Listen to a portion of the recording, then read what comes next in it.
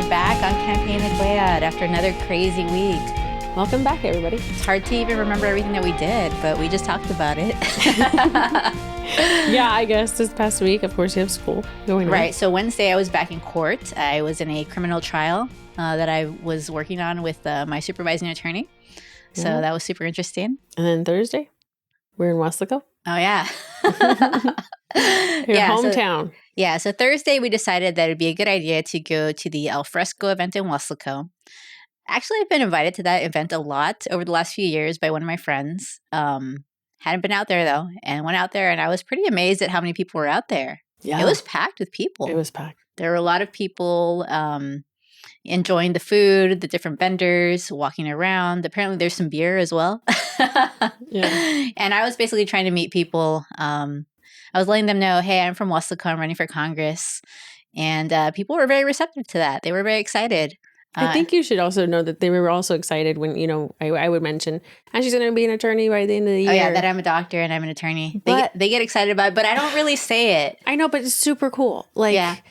That's something that even I hope that I bring to my community. Like, you could just see their face light up. You're one of them. And I thought that was super cool. It was also emotional because the public library was right there. Mm. And I have a lot of good memories of the public library, going there with my parents.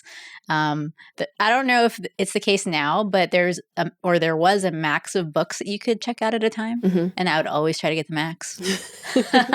But yeah, it was super, I guess, like full circle moment that, you were at the library and now you're on the streets downtown during an event trying to run for Congress, Yeah. That's amazing. That was a lot of fun. It was. Got to talk to some people who wanted to talk to me down the road. They came up with some ideas as far as sponsoring things, talking to groups of people, things like that. So it was awesome.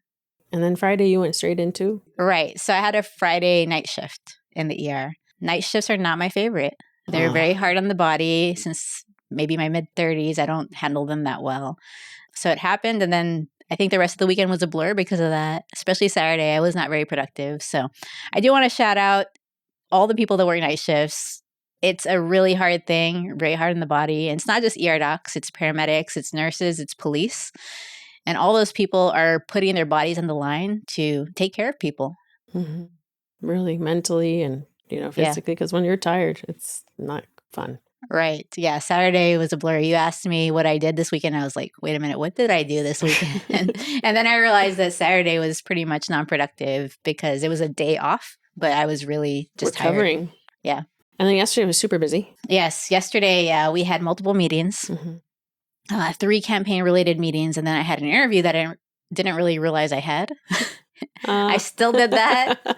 Was it your fault? You're telling everybody it's my fault. No, I thought it was more of a scheduling thing. Yeah, but we had to change it. Yeah. So there was some communication stuff that happened, and I had an interview that I just had to do on the fly. You did good, I bet. I did good, yes. That's awesome. I think I did. And then single mom stuff. Well, I also went to the dentist yesterday. Oh, yes, that's true. A lot happened. Yeah, and then you had to help me pick up my daughter because I had that interview at the same time. Yeah, it's like on my contract and other duties assigned, I guess. Yeah. What else did I do yesterday? Yeah, I had to cook some food for my daughter, cook her meals for the week while I was trying to balance working on our budget, working on more law school stuff that I had to do. Oh, yeah. I also had law school class yesterday. Yeah. We actually split up time last week while you were in school. I went to the Thomas Ray Garcia event in Harlingen. Mm-hmm. Great event, great speaker. Yeah. It's always going back to where we need people who are actually doing the work to help us create great policy. And I think he has a lot of great ideas. Yeah. I want to shout out to Thomas Ray Garcia because I think he will be really good for our education here in South Texas. And I think people should vote for him. Yeah. So let's move on. So we saw this tweet by a woman named Erica, and it really resonated with us. Right. Do you want to read it? So it says, actual quote from an ER nurse I heard while canvassing this week. Doesn't the government understand that when they cut education, mental health, housing, and social supports, it all ends up in the ER? And this is what you've been saying this whole campaign. Everything's connected. And I think we really understand it, especially being in medicine. Right. In particular, with people who have worked in the ER like me and you, we see it all. Yeah. And how it's all connected. Even in the freestanding ER that I work in, there are a lot of people that are insured that go to that freestanding ER. And I'm even seeing the breaking point there because those people, even though they're insured, they're starting to worry about the affordability because their deductibles are so high, their copays are so high. And so they're insured, but they're really not getting much for what they're paying. And unfortunately, in the ER, you see the consequences of things. Like there was recently on Instagram, a little kid, he's dying from glioblastoma as a brain tumor. But they've cut funds on research for cancer. Yeah. So the mom was like, this is the result. When you see it live and in real time, it's not fun. And that's why having someone like you in Congress who brings that to light from a perspective that nobody else knows unless you're there. Yeah, because it's all connected. Like we talk about, for example, I had a patient who came in, she wasn't from the area, but she was in the ER feeling bad with multiple symptoms. Her blood sugar was out of control. Her blood pressure was out of control. And it turns out that really the big problem for her was that her car had broken down. So because she couldn't afford to fix her car anytime soon, she was stuck down here. So she was not able to go see her doctor so she could get her refills. And as a result, her blood pressure, blood sugar were out of control. And she had some symptoms concerning for possible stroke and even a possible issue with her spinal cord. So just the fact that she couldn't afford her car repairs, getting her medications, it created a whole stress on her and on the system. Right. And a lack of transportation that, we have here. You usually have just your car. If you're in a big old city, DC, New York, you have other ways to get somewhere. And I've also seen it from the mental health perspective. When I did urgent care and mental health through a telemedicine service, I did a lot of mental health for about 4 years. And I saw a lot of people that were struggling because of their socioeconomic situation. So they would say, well, my car broke down. That's why I'm more depressed, more anxious, or I lost my job. That's why I'm more depressed, more anxious. And it was kind of frustrating for me because I felt like I couldn't really help them.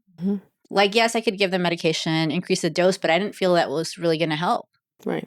The thing that they really needed was help financially. Right. And that actually segues into the next thing that we want to talk about. Yeah.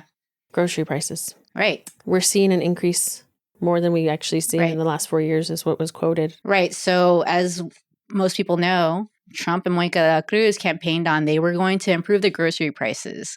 They claimed that it was all the fault of Biden and the Democrats that the grocery prices were high.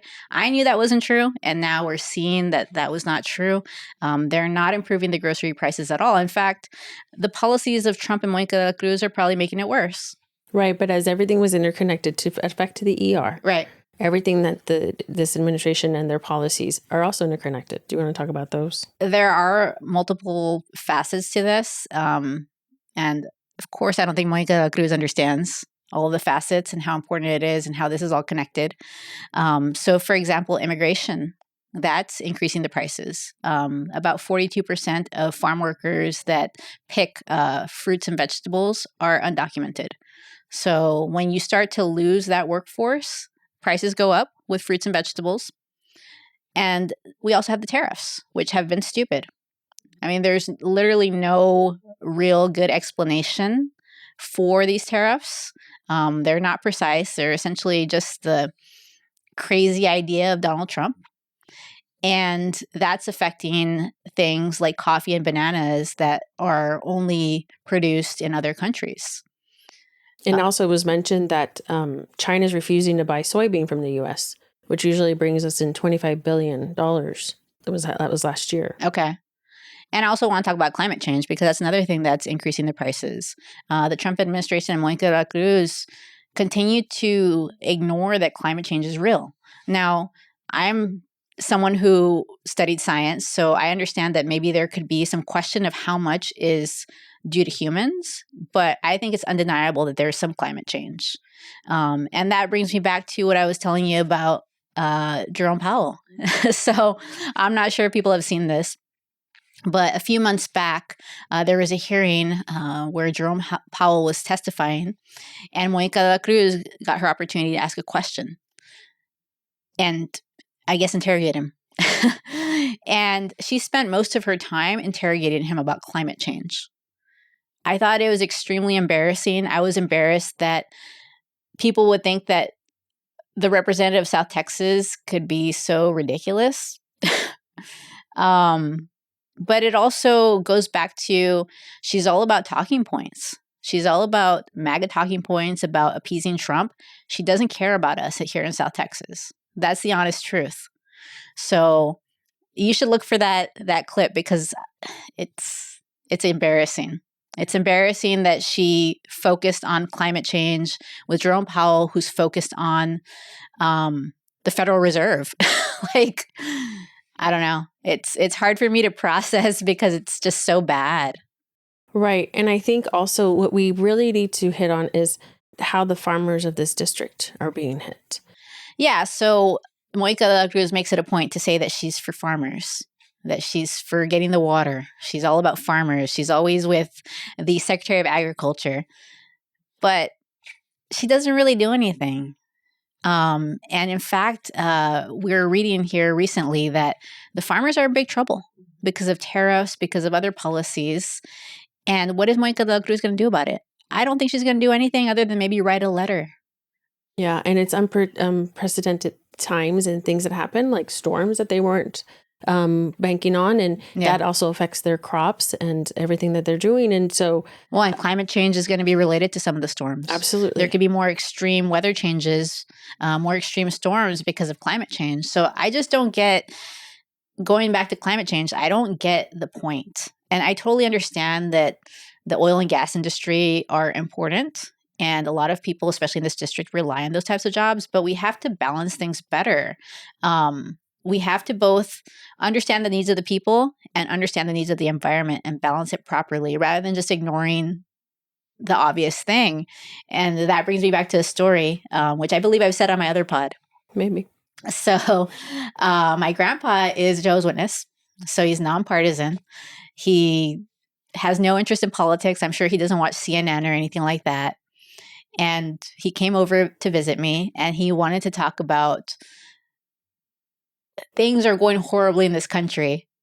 And I thought he was going to say something completely different. Mm-hmm. But he started to talk about climate change. Wow. He just said, we're ruining the earth. It's much harder than it used to be. He also claimed the soil was not as high quality as it used to be. So I thought that was interesting because he's totally not interested in politics. He doesn't watch CNN. He doesn't watch Fox. He doesn't watch any kind of coverage like that. And he sees it. Mm-hmm. You know, he's, I think, about 87 years old. Mm-hmm. And it was super interesting because I didn't know it was going to go there. You can't deny it. When their hands are dirty, they can actually speak of the dirt. They can actually speak of what's going on. Right. And I think that everyone should know, like, when Dr. Cuellar and I get these topics for this podcast, this is not where it ends.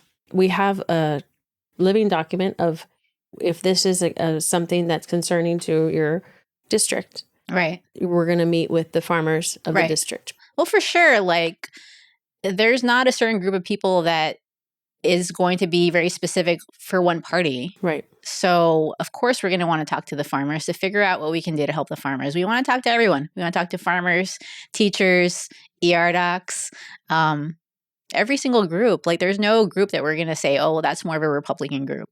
No, of course not. That's ridiculous. And we need to basically have a very big tent. And our whole goal is to improve the lives of everyone. Right, because we were talking about the Minnesota Senator Amy Klobuchar and how she's trying to implement the Agricultural Resistance Act to help the farmers keep more farmland and make it more viable. Yeah.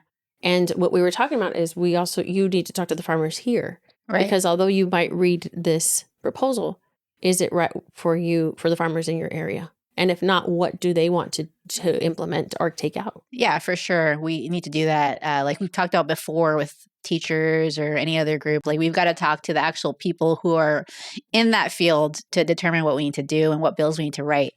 But also, I want to point out that the Democrats have been trying to help the farmers, mm-hmm. and we just aren't messaging properly or something. Mm-hmm. There are a lot of things like what Amy Klobuchar is doing that have been done to try to help farmers. Biden, through the Inflation Reduction Act, actually did a lot to try mm-hmm. to help the farmers. Mm-hmm. There were multiple grants to try to help with maybe getting like a worker from another country, things like that. So Democrats are very much for farmers, and they are enacting policies to try to help farmers. We just need to talk to the farmers and let them know what's going on. And yeah, according to the articles that we were reading, they should be getting help next year. But the problem is there wasn't any planning about what's happening this year. So that's what we were taking away some grants that they were given during the Biden administration just to take them away. Then what are we doing in the meantime to help them? They were promised something. Yeah, I don't understand what the plan is with the Trump administration. I've heard that in multiple areas that the farmers are having things frozen, grants frozen, that were given by Biden. So I think if Trump is for farmers, he shouldn't be freezing any grants that Biden gave out. That doesn't make any sense to me. To me, this is exactly the problem with Trump and Monica de la Cruz. They say they're for something, they talk a lot, but their actions don't back it up. Right. And that's why we want you there. Yeah, because I actually do things and I back my talk up for sure. And she's a woman of her word, even when I don't want to do something. I'm the one that's like, do we have to? Yeah. Alrighty. Well, that's like a really good segment and a really good place of where she's been in the past week, especially on policy. Send us questions and we'll talk to you next time. But don't forget to go to drcuellarforcongress.com and donate. Thank you.